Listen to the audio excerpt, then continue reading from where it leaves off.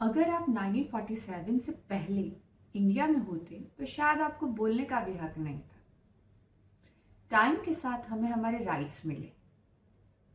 इन rights को समझने के लिए हमें जाना होगा 1895 में, जब अर्ली इंडियन नेशनलिस्ट भारत देश का कॉन्स्टिट्यूशनल फ्रेमवर्क तैयार कर रहे थे। स्वराज बिल गाइडेंस था दादा भाई नौरोजी का और बाल गंगाधर तिलक का।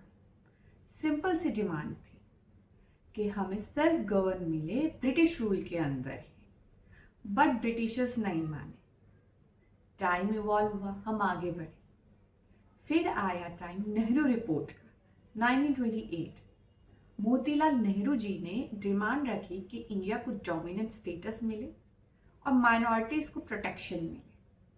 डोमिनेंट स्टेटस का मतलब है कि हमारी सरकार हो, हमारे लॉ, ब्रिटिशर्स के नहीं। फिर आए हम कराची सेशन में 1931। तब प्रेसिडेंट थे सरदार वल्लभ भाई पटेल। तब डिमांड रखी कि हमें फ्रीडम ऑफ स्पीच मिले, इक्वालिटी मिले और इकोनॉमिक और सोशल जस्टिस मिले। लेकिन ब्रिटिशर्स तब भी नहीं माने।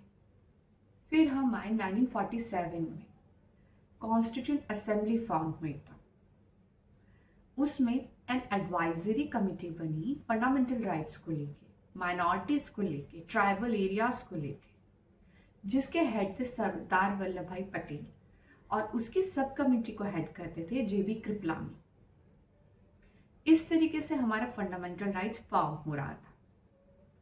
लेकिन ग्लोबली हमारे फंडामेंटल राइट्स में बिल्स ऑफ राइट्स यानी कि यूएसए का 1728 का भी इफेक्ट है।